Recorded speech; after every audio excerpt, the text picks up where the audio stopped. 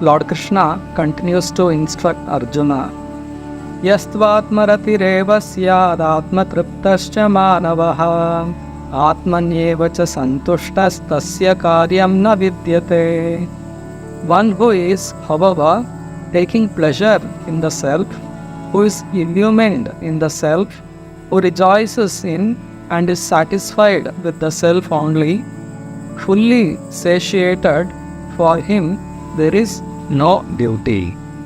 Krishna had explained about the system he had set up so that we can live happily in this material world. Lord Krishna had set up a system that we human beings perform yajnas, and by the performance of yajnas as recommended in the Vedic scriptures, we could please the devatas who are in charge of supplying various necessities of life for our peaceful and happy living, and in that way please the Supreme Lord, and gradually we elevate spiritually and ultimately return back to Godhead. So, and also Krishna had explained that one has to perform his prescribed duty according to his own acquired nature. So in this section, Krishna is describing about those who are self-satisfied, those souls who are beyond the influence of modes of material nature. They don't have any duties to perform within this material world. So Krishna is explaining, Yastu atmaratireva syad atmatriptascha manavaha atmanyeva cha santushtas tasya karyam na vidyate. Because the soul's natural function is to lovingly serve the Supreme Lord, he has already achieved his original constitutional position as an eternal servant of Krishna.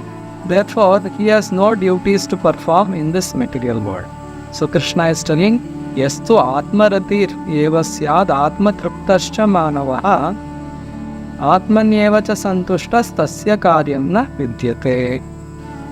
For one who takes pleasure in the self, who is illumined in the self, who rejoices in and is satisfied with the self, fully satiated, for him there is no duty.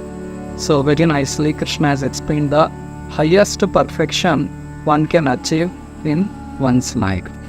So Krishna further continues explaining, Naiva tasya kritenartho na kriteneha kaschana na chasya sarva bhuteshu kaschid arthavyapashrayah. A self-realized man has no purpose to fulfill in the discharge of his prescribed duties, nor has he any reason not to perform such work, nor has he any need to depend on any other living being.